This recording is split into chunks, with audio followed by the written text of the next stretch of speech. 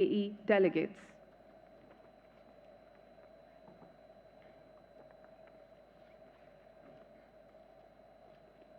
कृषि एवं किसान कल्याण मंत्री श्रीमान Shivraj Singh Chouhan, international conference of agriculture economics के प्रेसिडेंट डॉक्टर मतीन कैम, नीति आयोग के सदस्य श्री रमेश जी,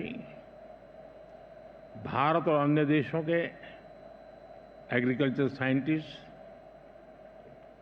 रिसर्च से जुड़े अलग अलग यूनिवर्सिटी के हमारे साथी, एग्रीकल्चर सेक्टर से जुड़े एक्सपर्ट्स और स्टेक होल्डर्स, देवी और सज्जनों, मुझे खुशी है कि 65 साल के बाद ICAE की ये कॉन्फ्रेंस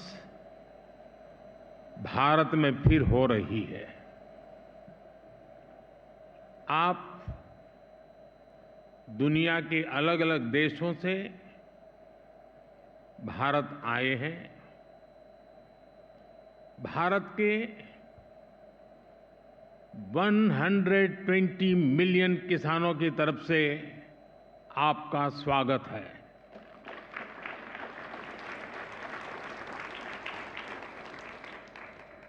भारत की 30 मिलियन से ज्यादा महिला किसानों की तरफ से आपका स्वागत है। देश के 30 मिलियन फिशरमैन की तरफ से आपका स्वागत है। देश के 80 मिलियन से ज्यादा पशुपालकों की तरफ से आपका स्वागत है। आप आज उस देश में हैं जहां 550 मिलियन पशु हैं। कृषि प्रधान देश भारत में, जीव प्रेमी भारत में आपका स्वागत है, अभिनंदन है। फ्रेंड्स,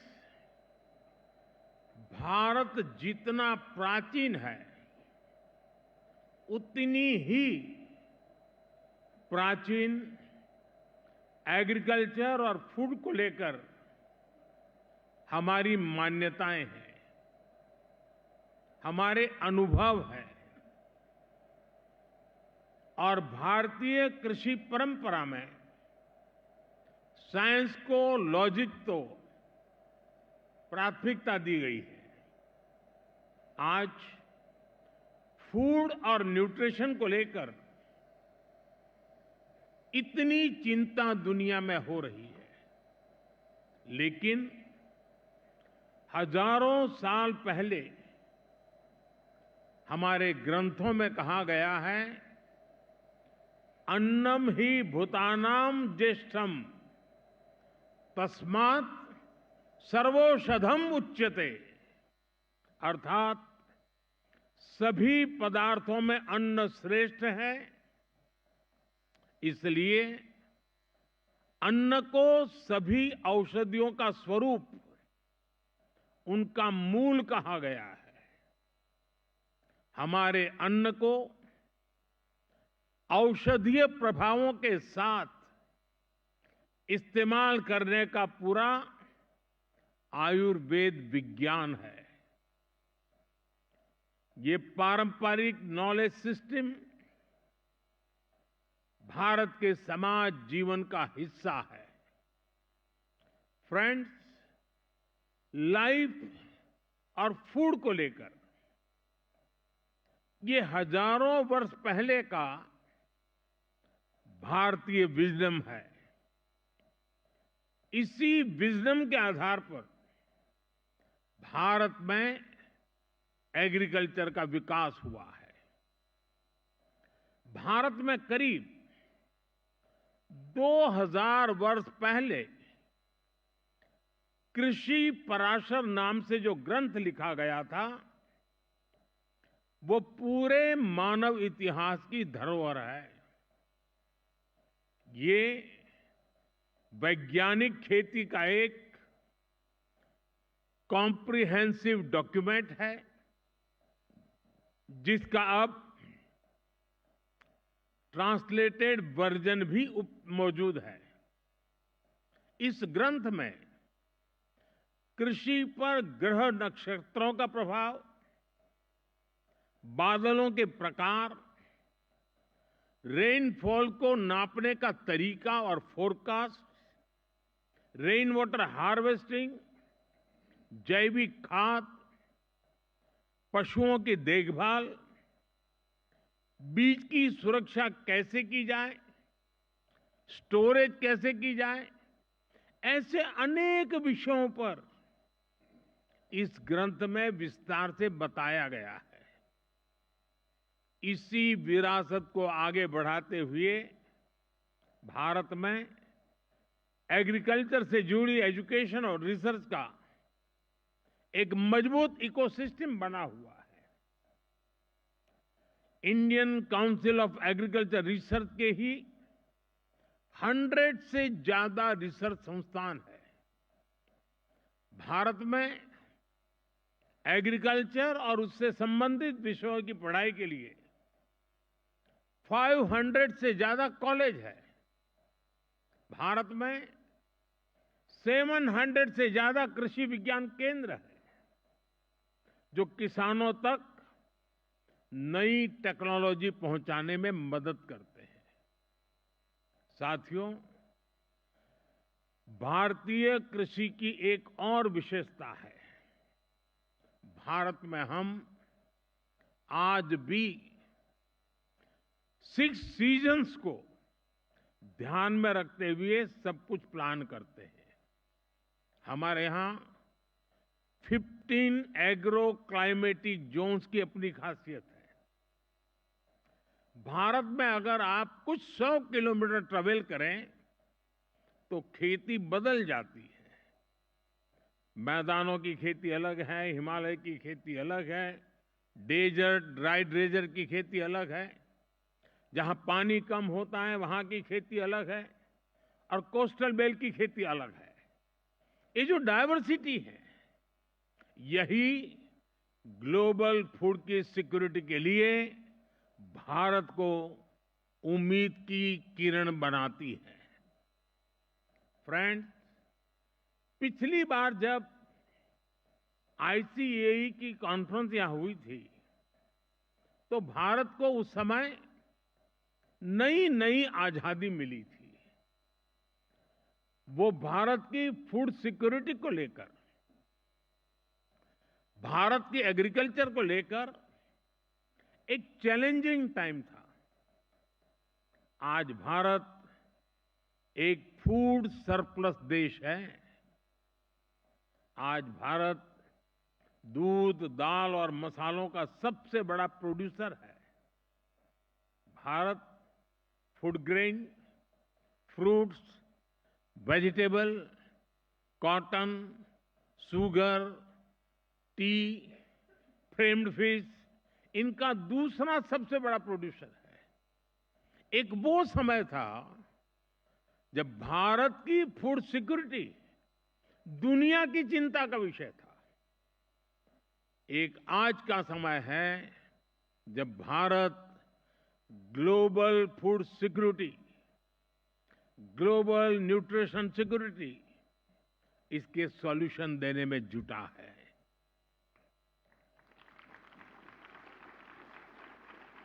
इसलिए फूड सिस्टम ट्रांसफॉर्मेशन जैसे विषय को डिस्कस करने के लिए भारत के अनुभव बहुमूल्य है। इसका बहुत बड़ा लाभ विशेषकर ग्लोबल साउथ को मिलना तय है।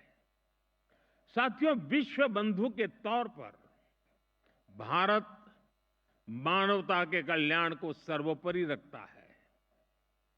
G20 के दौरान भारत ने वन अर्थ, वन फैमिली और वन फ्यूचर का विजन सामने रखा था। भारत ने एनवायरनमेंट को बचाने के लिए लाइफस्टाइल यानी मिशन लाइफ का भी मंत्र दिया।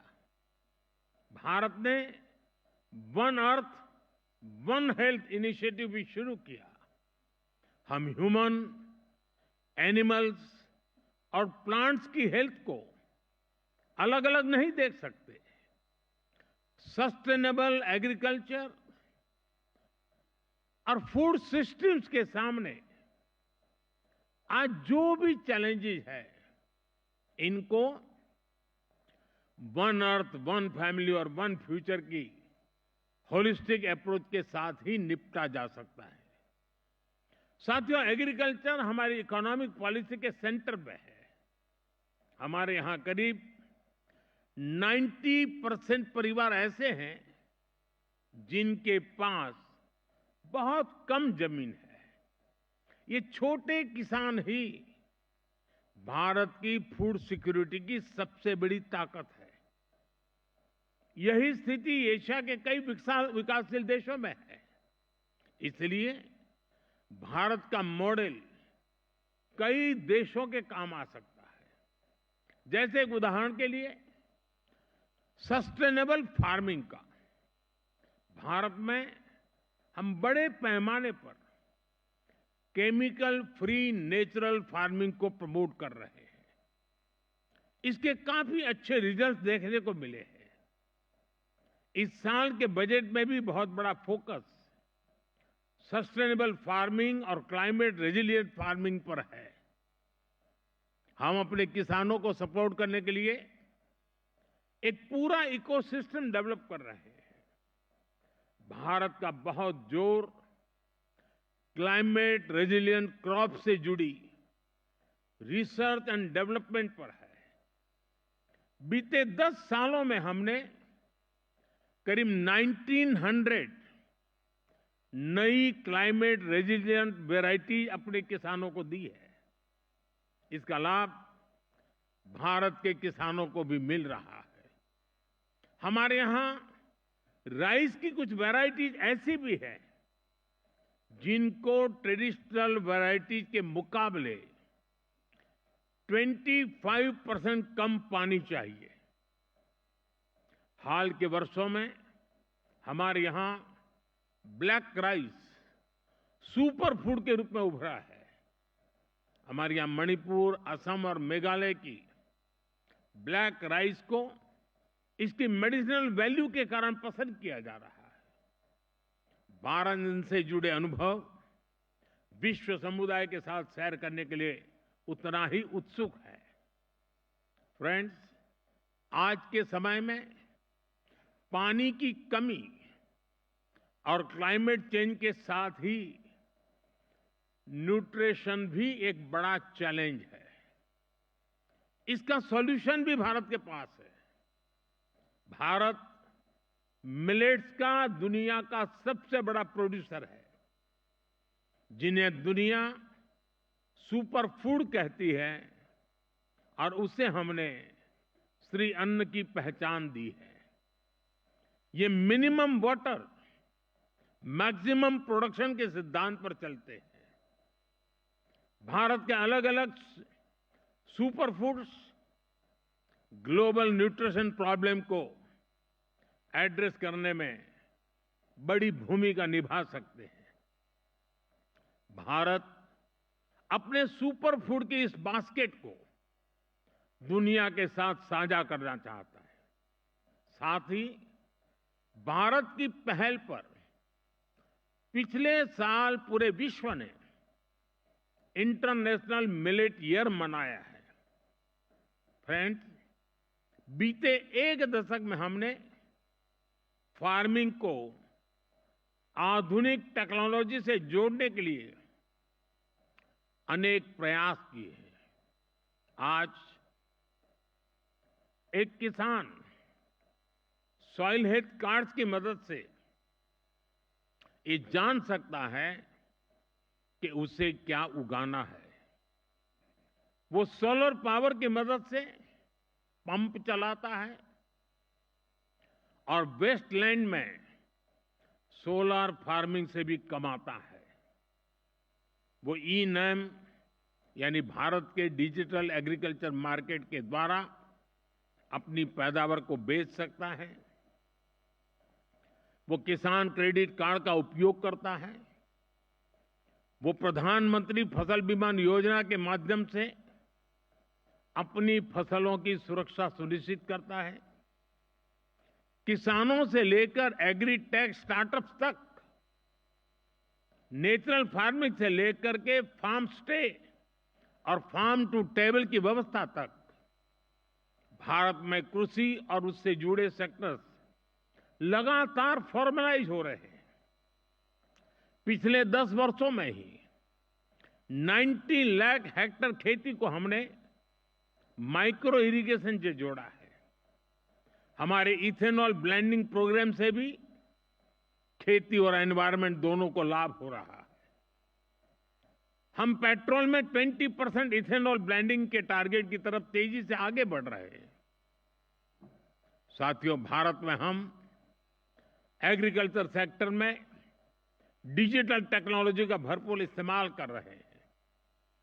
पीएम किसान सम्मान निधि के माध्यम से एक क्लिक पर 10 करोड़ किसानों के बैंक खाते में 30 सेकंड में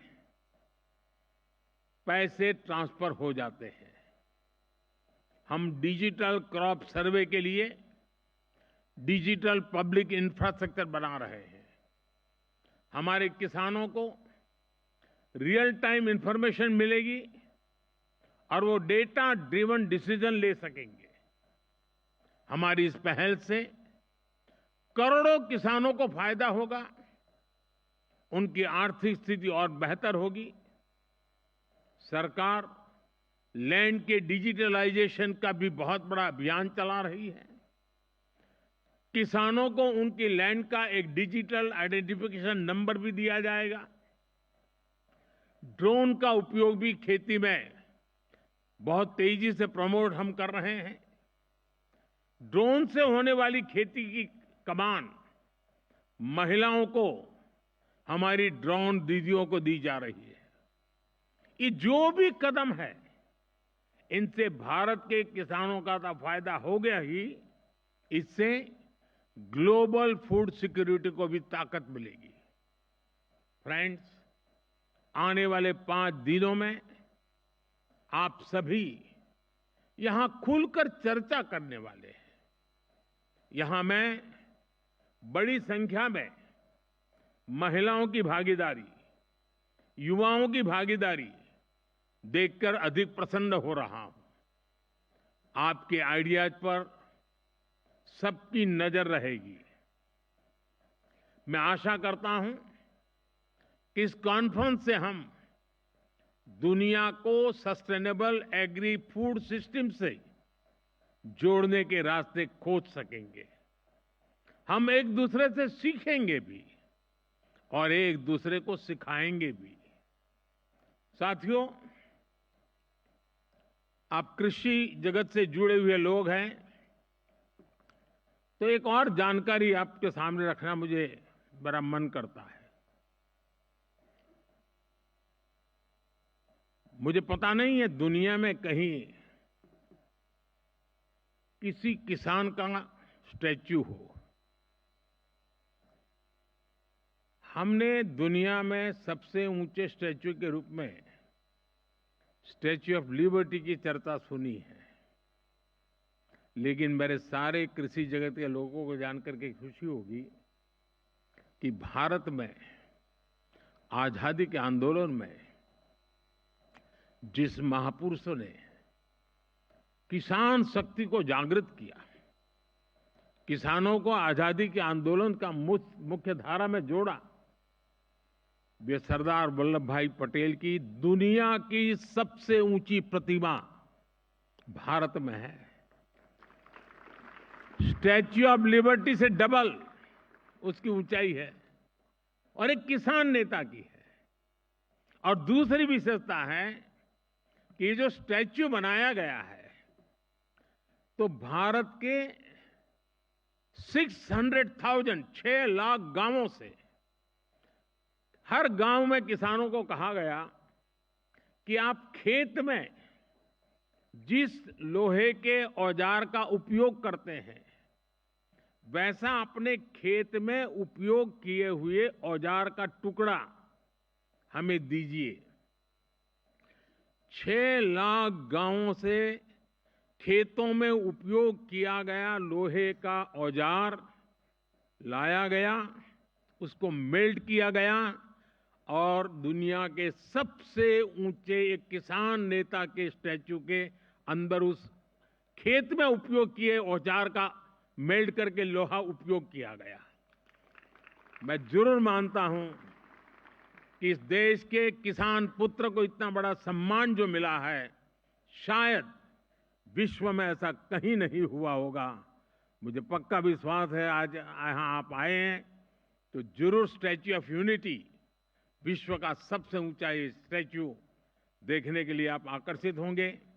मैं एक बार फिर आप सभी को बहुत बहुत शुभकामनाएं देता हूं।